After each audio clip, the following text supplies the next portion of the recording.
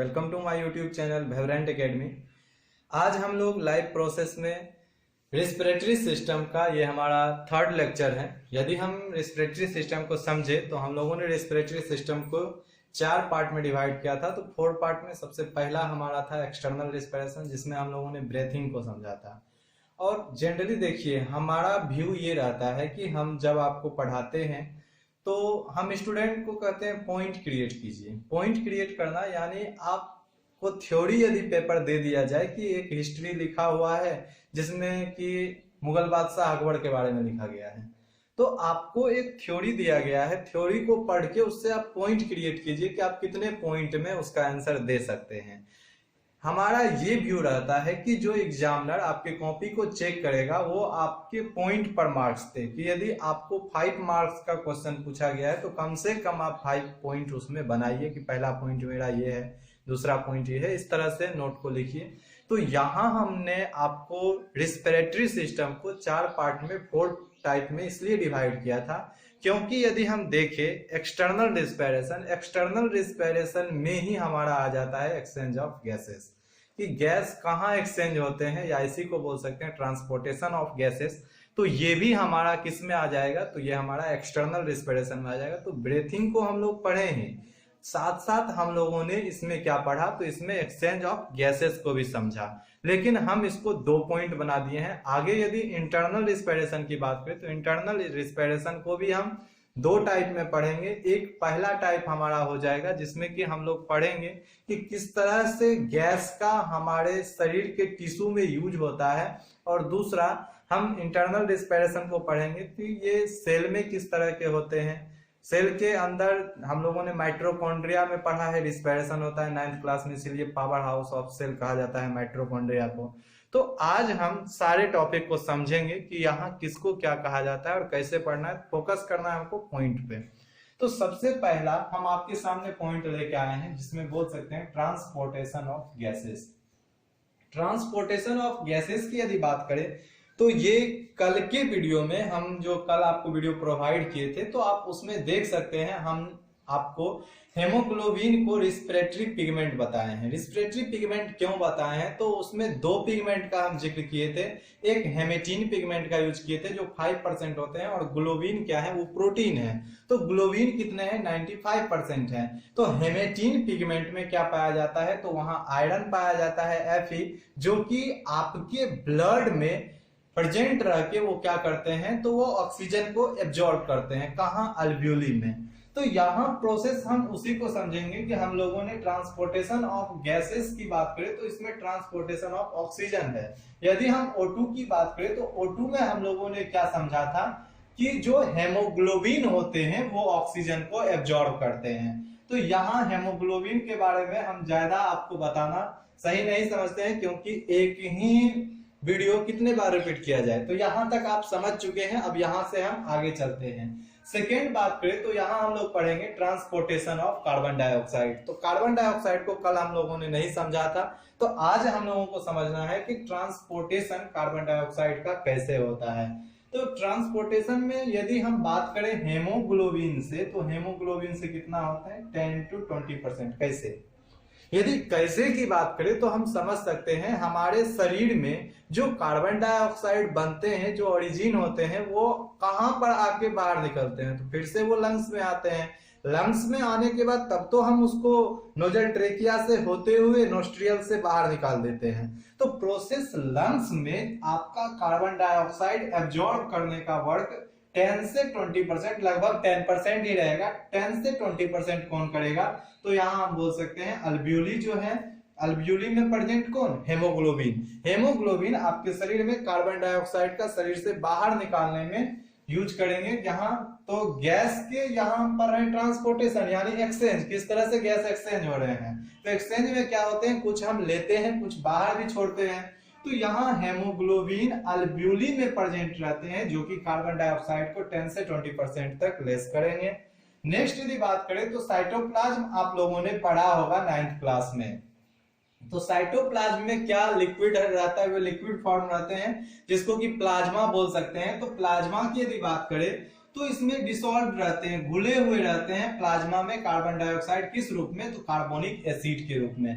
Carbonic acid के रूप में ये 7% हमारे शरीर से बाहर निकलते हैं। लेकिन यदि सबसे ज्यादा पूछा जाए कार्बन डाइऑक्साइड हमारे शरीर में कहाँ ओरिजिन होता है, कहाँ से बाहर निकलता है, तो लास्ट टॉपिक हमको याद रखना है एच बाइकार्बोनेट। तो एच बाइकार्बोनेट में हम आपको इस तरह से समझा सकते हैं कि हम लोग जो भोजन करते हैं, फूड खाते हैं, या फिर हमारे शरीर में जो एक्टिविटी होती है उसमें क्या होते हैं, तो जो पोटासियम, यानी आप समझ सकते हैं पोटासियम और सोडियम।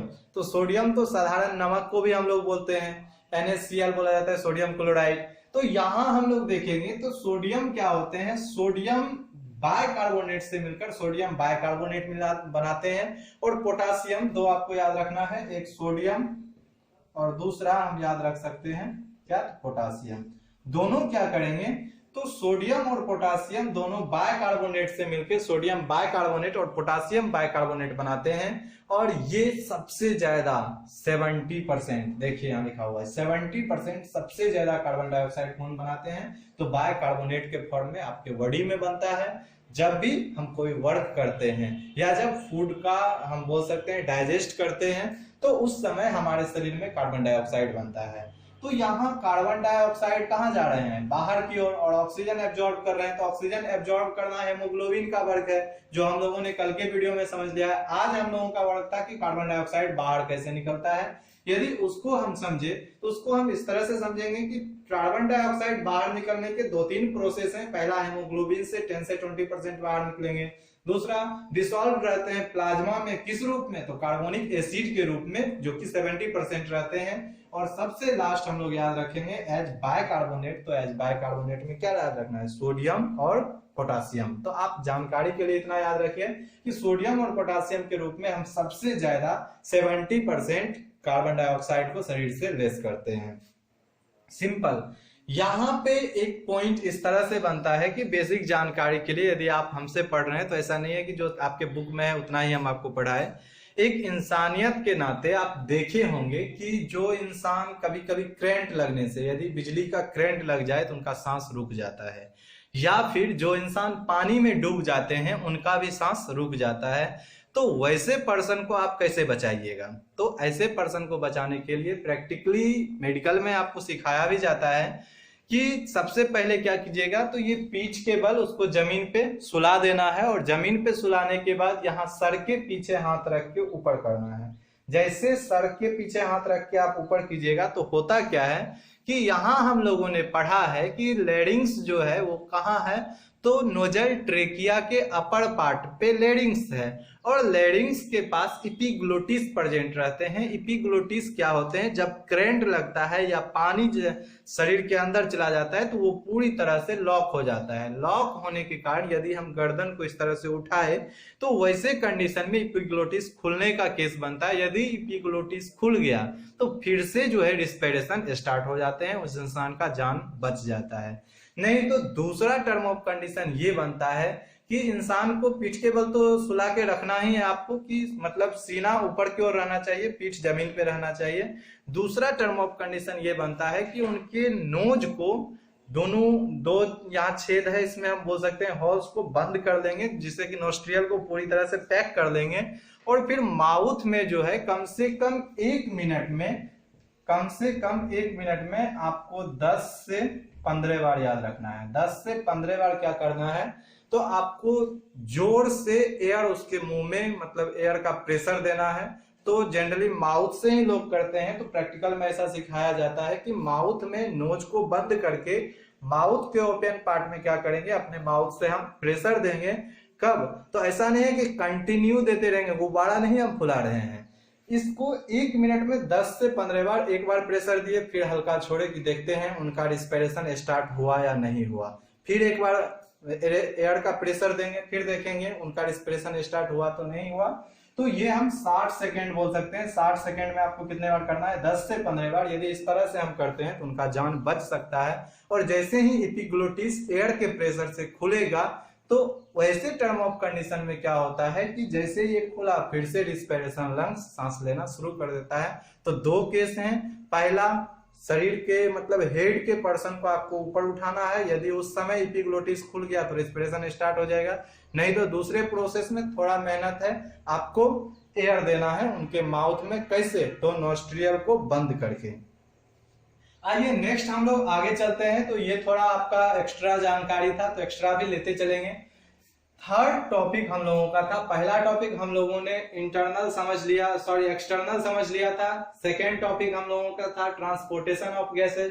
थर्ड पॉइंट हम लोगों का है जिसे कि हम बोल सकते हैं इंटरनल रेस्पिरेशन। तो यहाँ आप याद कीजिए, जिस समय हम आपको 4 पॉइंट लिखाए थे तो एक चौथा पॉइंट हम आपके सामने दिए हुए थे कि जिसे कि हम सेलुलर रेस्पिरेशन बोले थे, कि किस तरह सेल के अंदर रेस्पिरेशन होता है तो उसे ही सेलुलर रेस्पिरेशन बोलेंगे। लेकिन आप समझदार हैं, आप यहां समझिए कि इंटरनल रेस्पिरेशन को ही हम बोल सकते हैं सेलुलर रेस्पिरेशन, क्योंकि इंटरनल यानी शरीर के अंदर में रेस्पिरेशन हो रहा है। तो इसी को हम लोग बोलेंगे कि शरीर में क्या है, बहुत सारे सेल हैं और बहुत सारे सेल मिलके क्या बनाते हैं, टिश्यू बनाते हैं, और सारे टिश्यू मिलके कोई ऑर्गेन को बनाते हैं, और सारे ऑर्गेन मिलके ऑर्गेन सिस्टम बनाते हैं, और फिर सारे ऑर्गेन सिस्टम मिलके क्या बनाते हैं, तो एक कंप्लीट ऑर्गेनिज्म बनाते हैं। तो ये प्रोसेस 9th का है, आपको याद ही होगा।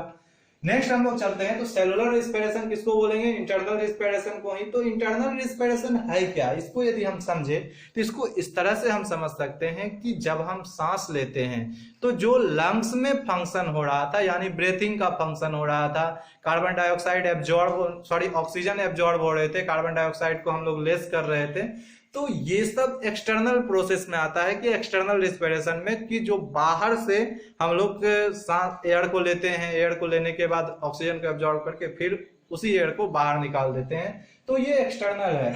लेकिन जब आपके शरीर में ऑक्सीजन चला गया, ऑक्सीजन जाने के बाद आपके शरीर में क्या एक्टिविटी होता है उसको यदि हम समझे तो उसको इंटरनल रेस्पिरेशन बोला जाता है, कि सांस लेने से आपको एनर्जी मिलता है। यदि हम एनर्जी की बात करें तो आप सिंपल घर पर भी यदि आप वर्क करते होंगे तो वर्क करते करते यदि आप थक जाते हैं तो आप क्या करते हैं, सिंपल थोड़ा रुकते हैं, रिलैक्स होते हैं और एक लंबी सांस लेते हैं, उसके बाद फिर वर्क करना शुरू करते हैं। तो यही है कि जब हम थोड़ा माउथ खोल के लिए या डायरेक्टली लंबी सांस लेते हैं तो भरपूर मात्रा में हमको ऑक्सीजन मिलता है और हम फिर से वर्क करने के लिए एक्टिव हो जाते हैं, क्योंकि ऑक्सीजन आपको क्या करते हैं, तो ये एनर्जी प्रोवाइड करते हैं। तो ऑक्सीजन आपके सेल को एनर्जी प्रोवाइड कर रहे हैं। तो जनरली इसको हम लोग 2 फॉर्म में पढ़ेंगे। पहला हम लोग बोल सकते हैं जिसे कि बोलेंगे डिसोसिएशन ऑफ ऑक्सीहेमोग्लोबिन। पहला प्रोसेस है डिसोसिएशन ऑफ ऑक्सीहेमोग्लोबिन। तो डिसोसिएशन ऑफ ऑक्सीहेमोग्लोबिन क्या है, तो जो हेमोग्लोबिन में ऑक्सीजन प्रेजेंट है उसी को ऑक्सीहेमोग्लोबिन बोलेंगे।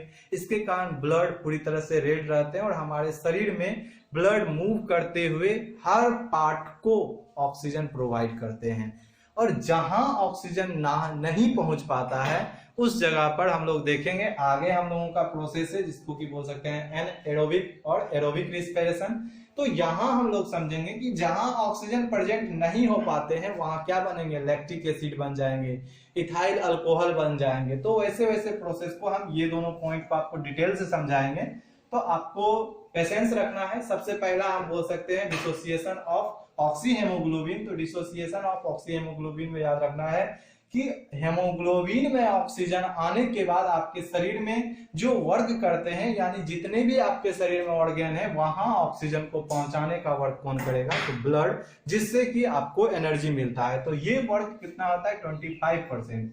लेकिन अदर की बात करें जिसे कि हम बोल सकते हैं ऑक्सीडेशन ऑफ फूड स्टॉक्स। तो ऑक्सीडेशन ऑफ फूड स्टॉक्स की बात करें तो हम इस तरह से समझ सकते हैं, जो भोजन हम लोग खाते हैं उसका क्या होता है, आपके शरीर में ऑक्सीडेशन होता है, यानी वो फूड आपके शरीर में पचता है और उसके पचने के बाद आपको एनर्जी मिलता है। तो यहां भी ऑक्सीडेशन हो रहा है, ऑक्सीजन उसमें यूज हो रहा है। तो इस मतलब सेल में किस तरह का ऑक्सीडेशन होता है, तो इसको हम 2 टाइप से समझेंगे। पहला एनाएरोबिक रेस्पिरेशन, दूसरा एरोबिक रेस्पिरेशन। तो एनाएरोबिक, एन लग गया तो इसका मतलब इसमें ऑक्सीजन प्रेजेंट नहीं रहेगा। लेकिन एरोबिक की बात करें तो एरोबिक में क्या होते हैं, ऑक्सीजन प्रेजेंट रहते हैं। तो एनएरोबिक और एरोबिक दोनों को हम लोग नेक्स्ट वीडियो में समझेंगे, क्योंकि वीडियो लंबा नहीं हो जाए। तो सिर्फ आपको इतना ध्यान रखना है कि इस तरह के रिस्पिरेशन एनएरोबिक किसमें होंगे, वैसे सेल जहां ऑक्सीजन प्रेजेंट नहीं हो पाते हैं। तो हम बोल सकते हैं शरीर में कहीं तो ऐसा ऑर्गेन होगा कि जो बहुत अंदर है, वैसा टिश्यू जो बहुत अंदर है, जैसे कि थकान हो जाती है, किसके कारण, वहां ऑक्सीजन आपके सेल में नहीं पहुंच पाता है, जिसके कारण लैक्टिक एसिड बन जाते हैं। और लैक्टिक एसिड बनने के कारण आपके मसल्स में थकान, दर्द शुरू हो जाता है। और सेकेंड एरोबिक रिस्पिरेशन हम उसको समझेंगे जहां पर कि ऑक्सीजन प्रेजेंट रहने के कारण आपको भरपूर एनर्जी मिलता है। सिंपल ऐसा बोला जाता है कि आंख के नीचे जो काला हो जाता है, चेहरा पे लाल लाल दाने निकल जाते हैं, तो ये सब किसके कारण होता है, ऑक्सीजन की कमी के कारण हो रहा है। आप जनरली करते क्या है, तो काम में बिजी रहने के कारण, मोबाइल पे बिजी रहने के कारण, बहुत सारे एक्टिविटी हैं जिसके कारण आप सांस गहरा नहीं ले पाते हैं। आपके शरीर में ऑक्सीजन की कमी हो जाती है, जिसके कारण आंख के नीचे काला होना शुरू हो जाता है, फेस में बहुत सारे धब्बे निकलने शुरू हो जाते हैं। तो ये सब रीजन है कि इसके लिए रामदेव बाबा, अदर भी बाबा सब हैं जो योग आपको सिखाते हैं, वो भी क्या कहते हैं, गहरा डीपली सांस लीजिए, सांस छोड़िए। ऐसा हैबिट डाल लीजिए, 5 मिनट, 2 मिनट, 1 मिनट भी डेली कीजिए कि गहरा सांस अपने अंदर दे और गहरा सांस बाहर छोड़े। देखिए आपका रिस्पिरेटरी सिस्टम अच्छे से वर्क करेगा, शरीर के हर पार्ट को आपको ऑक्सीजन मिलेगा। तो आज वीडियो लंबा नहीं हो, इसके लिए इतना पर ही रखते हैं। नेक्स्ट वीडियो में हम लोग एनाएरोबिक और एरोबिक रिस्पिरेशन को समझेंगे। Thanks for watching this video.